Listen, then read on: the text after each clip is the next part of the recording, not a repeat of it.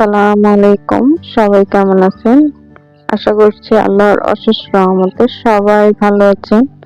আলহামদুলিল্লাহ আমিও আমার পরিবারের সকলে অনেক ভালো আছি।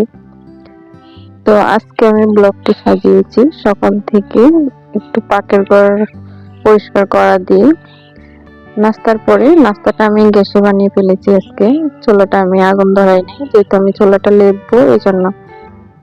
তো আগে ঘরটা আমি ঝেড়ে নিছি, আর আমার এই যে তাকটাতে যেখানে আমি মশলা টসলা রাখি ওখানে আমি একটু অলক্লাথ বিছাবো। আমার মেয়ের আগের একটা অলক্লাথ আছে যেটা মানে পুরাতন হয়ে গেছে, তো ওটা ছোট আর কি অলক্লাথটা, ওটা কোনো কাজে লাগতেছে না আর একটু ফেটেও গিয়েছে। তো এটা ভাবলাম যে এখানে বিছাই দিই, যেখানে কারণে এখানে একটু পানি টানি পড়ে, তারপরে পাটা রাখছি একটু মশলা বাটলে পানি পড়ে যাতে আমি মুছে ফেলতে পারি। কিন্তু পুরাটা আসে নাই, অল্প একটু বাকি ছিল। তো যাই হোক ওটা আমি মাপ দিয়ে কেটে রেখে দিছি, আর বলি যে আগে চুলাটা পরিষ্কার করে মুছে ফেলি, মানে লেপে নিই, তারপর ওইটা বিছাবো আর কি, এই সাইডটা ক্লিয়ার করে।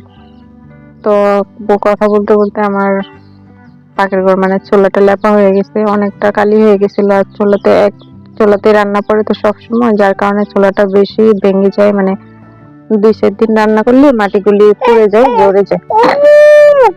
তো আমার চুলাটা লেপা হয়ে গেছে, আর এখন এই অলগুলাটা বিছাবো। এখান দিয়ে বিছানোর জন্য আমি একটু পাটাটা উঠাচ্ছি, আর এখানে আমি বিছিয়ে দিব। তো পাটাটা উঠিয়ে আমি রেখে দিয়েছি, আর এটা এখন বিছিয়ে দিলাম। যে পাটাটা এই কিনারটা একটু ফাটা ছিল, এই জন্য এই দিকটা ওইদিকে দিয়ে দিলাম। আর আমি যেখান দিয়ে দাঁড়াই এই সাইডটা ভালো, তো এইভাবে আমি বিছিয়ে দিয়েছি। কিন্তু মানে এক সাইডে যেহেতু কম পড়ছে, তো আমি ভাবলাম পাটার নিচে দিয়ে দিই, আর এই সাইডটা খালি, তো এই সাইডে আমি অন্য কিছু দিয়ে দিব, যেহেতু আমার সামনে থাকে এই সাইড। তো আমি ওই সাইডটা দিয়ে দিয়েছি অলকারটা। আর এই কিনারে একটু বাকি ছিল, ওখানে আমি আগে একটা বস্তা বিছিয়ে দিয়েছি, প্লাস্টিকের বস্তা বিছিয়েছি নিচে। তারপর ওই যে পাটের বস্তা যেগুলি হয় ওইগুলি একটা ছোট বস্তা ছিল, ওইটা বিছিয়ে দিয়েছি। তারপরে দেখুন আমি আবার মুছে দিলাম, যে হ্যাঁ খুব সুন্দর হয়েছে, মুছতে পারতেছি এখন। তা আপনারা জানাবেন কিরকম হয়েছে আমার পাকঘরটা, আর আমি যে বিছিয়েছি এটা কি ভালো করেছি নাকি, সেটা আপনারা আপনাদের মতামতটা জানিয়ে দিবেন।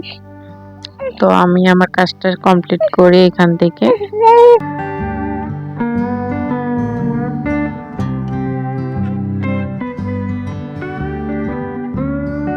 চলে আসলাম রান্না করতে।